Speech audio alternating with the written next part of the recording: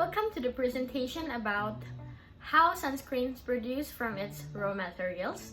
My name is Valencia Violeta from ADT major, and this is how sunscreens make from its raw materials. Before we're getting to know the process of making sunscreens, I'm gonna explain a little bit about what's the difference between sunscreen and sunblocks and what are the SPFs used in sunscreens. So basically, sunscreen and sunblocks are basically similar. Both sunscreens and sunblocks are used for sun protection, but the difference is sunscreens is used to filter the sun rays by letting some of the sun rays in.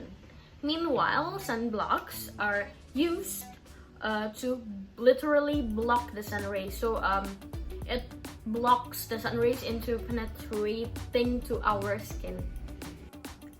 So here I got some few examples of sunscreens with different SPF numbers. And what are these SPF numbers trying to tell us? Basically, SPF number is used to tell the customers on like how long the sun's UV radiation would take to some kind of redden your skin or even burn your skin. So to be simpler, let's say if it's SPF 30, it means like it would take 30 times longer to burn than if you weren't wear any sunscreens, something like that. So it basically used to like some kind of prolonging the process to burn your skin from the sun's radiation. Now here I drew an overall sequence of the production process. It started from the raw materials of oil and water paste and components that I put on the upside. The oil paste on the raw materials are included from the flakes or powder ingredients like cetyl alcohol and stearic acid. It is usually dry blended in Athens before it is dispersed into oil paste. On the next top of it, we got water paste materials that are being separately prepared. This water paste contains emulsifier and stabilizers. Now the materials are mixed, both materials are mixed, and it will be forming a new reaction which aided by heating it up onto 110 and 185 degree Fahrenheit. And after that, it went through where UV filters and absorbers are supplied as a dry powder or pre-dispersed in either oil or aqueous bases. It just depends on the raw materials used and like what type of formulation requirements, something like that. So it will and so it decides on what kind of formula would be the result. I mean the output, something like that. And so that it continued mixed until its result becomes in a homogeneous form. Now we also have this one block flow diagram which is inserted in the slide. This block flow diagram tells how sunscreens produced by highlighting the unit operations used in the making process of sunscreen. So we have this few blocks here, and those blocks indicate like what type of unit operation used in the making process of sunscreen. Basically, the main unit operation used in this process is the one and only mixer, as the most important step and technique of producing sunscreen in mixing both of different materials such as oil and water into one absorbent formula. Here we also have neutralizer to systemize the oil and water combining process. In the process itself, we got these raw materials, both raw materials.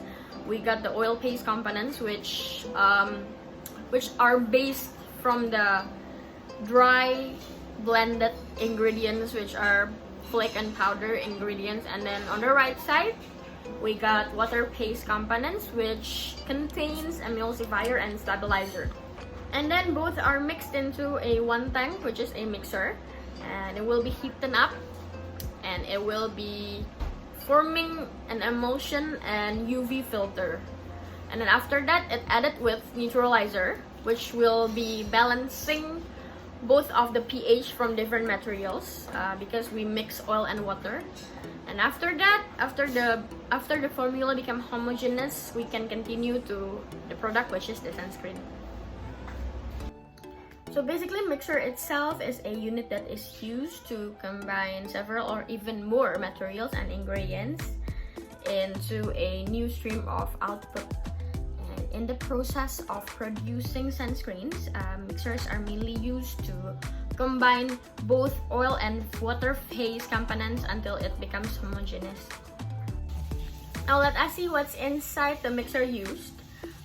So we got a tank here and then an inline mixer. All of the process of what's the mixer's been doing, it all are connected by some pipelines that are inserted inside the mixers already. In the picture, we got the pipeline return below fluid level to prevent aeration. We got agitator for in-tank uniformity, and we got the inline mixer. As we need to combine both oil and water components in this process of making sunscreen, we also need to add a neutralizer that is used to set the right pH to make the homogeneous formula. So basically, the neutralizer itself is a unit that is normally used to set a stream pH into the rightest one.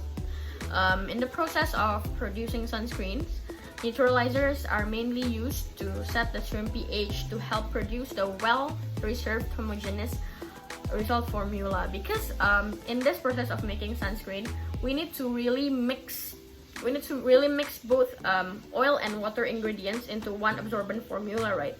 So the pH between those types of materials should be balanced into one to become a new formula that can be used as a sunscreen. And now that is all of my presentation about the production of sunscreens from its raw materials. And don't forget to wear your sunscreen every day during the daytime to protect and invest in your skin. Thank you.